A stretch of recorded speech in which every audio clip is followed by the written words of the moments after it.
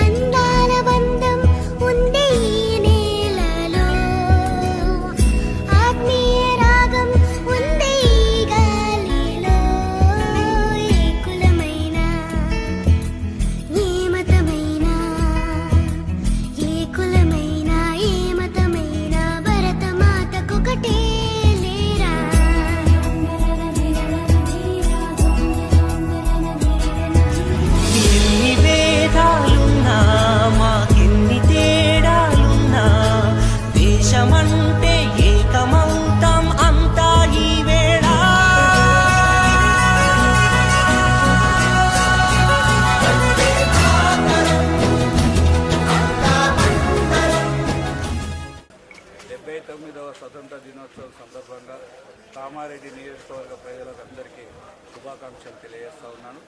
మన స్వతంత్ర ఉద్యమకారులు ఎంతోమంది త్యాగ ఫలితాలనే ఇలా మన స్వేచ్ఛా వాయువులను పీలుస్తూ ఉన్నాం. దీన్ని మున్ముందు భవిష్యత్ తరాలు దీనికి మన చరిత్రను, స్వతంత్ర ఉద్యమ చరిత్రను మొత్తం తెలియజేస్తూ స్వతంత్ర భావాలను ఇండింపే విషయంగా భవిష్యత్తులో పిల్లలకు అందించే విధంగా ప్రతి ఒక్కరూ ప్రతిజ్ఞ చేయాలని తెలియజేస్తూ మరొక్కసారి కామారెడ్డి నియోజకవర్గ ప్రజలకు 79వ